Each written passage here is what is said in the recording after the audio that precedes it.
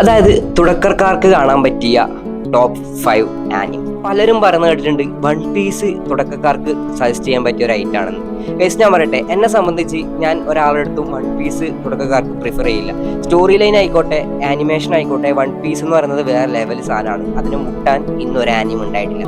പക്ഷേ ഈ ഒരു കേസിലേക്ക് വരുമ്പോൾ നമ്മുടെ വൺ പീസിന്റെ എപ്പിസോഡ്സ് എന്ന് പറയുന്നത് around 1000 something One Piece episodes. ഇപ്പം എനിക്ക് തോന്നുന്നു അറൗണ്ട് 1000 എത്രയോ ആയി, 1000 സംതിങ് ഈ ഒരു വൺ പീസിനകത്തുണ്ട്.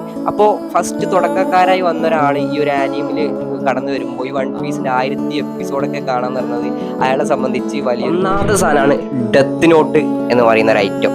നിങ്ങൾ കണ്ടു നോക്കുക, നിങ്ങൾ ഇഷ്ടപ്പെടില്ല എന്നൊരിക്കലും പറയത്തില്ല. പലരുടെയും ആനിം ജേണി സ്റ്റാർട്ടിങ് അവിടെയാണ്. അപ്പോൾ നമ്മുടെ ഒന്നാമത്തെ ഐറ്റം എന്ന് പറയുന്നത് ഡെത്ത് നോട്ട്. എന്ന് പറയുന്നത് ഡീമൺ സ്ലെയർ. ഇപ്പം നിങ്ങൾക്ക് അറിയാമായിരിക്കും ഡീമൺ സ്ലെയർ എന്ന പേര് ഇപ്പോൾ എല്ലായിടത്തും കേട്ട് വരുന്നതാണ്. കാരണം ലേറ്റസ്റ്റ്ലി നമ്മുടെ ഡീമൺ സ്ലെയറിന്റെ ഇൻഫിനിറ്റി കാസ്റ്റിലാർക്ക് മൂവി റിലീസ് ചെയ്തായിരുന്നു.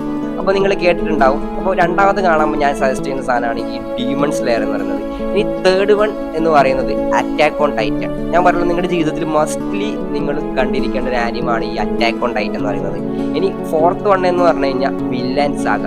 ഞാൻ പറയാലോ, ഒരു മനുഷ്യനെ സംബന്ധിച്ച് നമുക്ക് നമ്മുടെ ജീവിതം എത്രത്തോളം മാറ്റിമറിക്കാം, അല്ലെങ്കിൽ നമ്മൾ എന്താ പറയുക, അതായത് നമ്മളൊരു ക്യാരക്ടർ എത്ര മോശമാണെങ്കിലും നമ്മൾക്ക് നല്ലവരായി മാറാൻ പറ്റും നമ്മൾ പഠിപ്പിച്ച ഒരു ആനിമാണ് ഈ വില്ലൻ സാഗ എന്ന് പറയുന്നത്.